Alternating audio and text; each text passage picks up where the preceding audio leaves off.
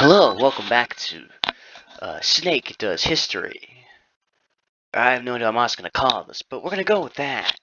This video will give an overview of the U.S. Constitution, specifically Federalist Papers 10 and 51, the 7 articles of the Constitution, the more important or significant clauses, separation of powers, federalism, and the 27 amendments. Federalist 10. The main point of the Federalist Paper 10 is a strong national government, and it can protect liberty because it guards against the dangers of factions. Federalist 51, the 51st Federalist Paper, introduced the idea of separation of powers and checks and balances. Quote, if men were angels, no government would be necessary. If angels were to govern men, neither external nor internal controls in government would be necessary. Articles of the Constitution. Article 1. This explains how the legislative branch should be run, how laws will be made, Congress and its two houses, the House of Representatives and the Senate. The qualifications include you must be 25 years of age, a 7-year citizen, and from the state that elected you.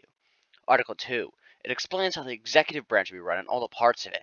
The president, vice president, cabinet, and departments under the cabinet and secretaries carry out the laws made by Congress. The qualifications for the position are you must be a natural born citizen, 35 years of age, and 14 years resident. Article 3 explains how the judicial branch is run. The Supreme Court decides cases using the Constitution.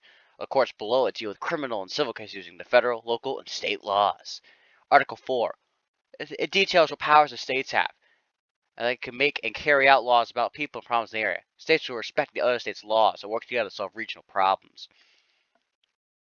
Article 5 discusses how the Constitution can be changed through amendments.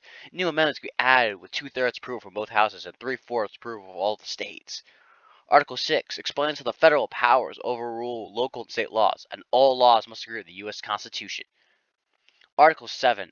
9 of the 13 states were needed to agree to ratify the Constitution. The Constitutional Convention was adjourned on September 17, 1787. Important clauses. The Necessary and Proper Clause. It allows for Congress to make laws which shall be necessary and proper for carrying into execution the powers. The Supremacy Clause. The U.S. Constitution overrules all other laws, including state laws, the supreme law of the land, if you will. Commerce Clause. Congress can regulate commerce with the other nations, among the states, and with the native tribes. Full Faith and Credit Clause. A constitutional provision that regulates how courts deal with rulings from courts and other states and jurisdictions. Due Process Clause. You must be tried in court and found guilty before your freedom and or property can be taken away.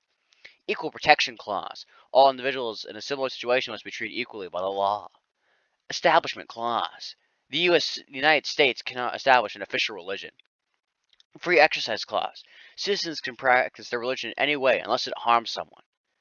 Separation of Powers. The separation of powers is the government's power is split into 3 branches to prevent one branch from becoming more powerful than the others. The legislative branch, led by Congress, they make the law.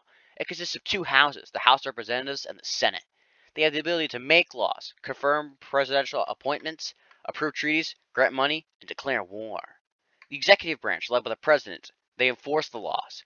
The executive branch has the power to propose laws, approve and veto laws, administer and execute the laws, command the armed forces, appoint ambassadors, federal judges, and others, conduct a foreign policy, and make treaties.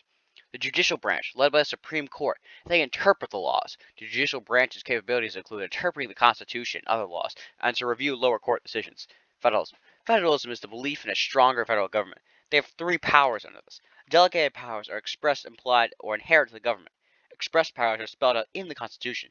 Implied powers are suggested by the express powers. Now let's cover the 27 amendments. The first one's going to go into a lot of detail. The First Amendment, the 5 protected freedoms. The first of the freedoms is the freedom of speech. You have the freedom to express opinions and beliefs. However, it is not absolute. Forms of obscenity and threats are not protected. A second freedom is the freedom of petition. You can make views known to public officials, express grievances government policies, sue the government for their wrongs, and you cannot be punished for exposing those wrongs, and courts decide the wrongs. The third freedom is the freedom of religion. You can exercise any religion as long as it does not harm anyone, and the government cannot establish an official religion or endorse one. The fourth freedom is the freedom of assembly. You can gather peacefully, have a political rally, a protest march, or sit-in. However, you cannot loiter on private property, cause harm, or break curfews. The fifth freedom is the freedom of the press. You can gather and publish information, including criticizing the government. The Second Amendment. The right to keep and bear arms shall not be infringed. The Third Amendment. You do not have to house soldiers in your homes. Fourth Amendment. No unreasonable search or seizure unless you have probable cause. Fifth Amendment. You cannot be tried for the same crime twice, and you have the right against self-incrimination. Sixth Amendment. You have the right to a speedy, public, and fair trial. Seventh Amendment. The right to trial by a jury of your peers in civil cases. Eighth Amendment. No cruel or unusual punishment or excessive bails. The punishment will fit the crime. Ninth Amendment. The U.S. government cannot alter or deny basic principles behind constitutional amendments. Just because it's not in the Constitution doesn't mean you can't do it. 10th Amendment. Powers not given to the federal government or denied to the states are reserved to the state governments. 11th Amendment. If you sue the state, it will be heard in a court case. If you sue the government, it will be held in federal court. 12th Amendment. The president and vice president will be elected as a team. 13th Amendment. Slavery is abolished. No unwilling or non-consensual servitude. 14th Amendment. All people are equal under the law. 15th Amendment. No person shall be denied the right to vote based on race or color. 16th Amendment.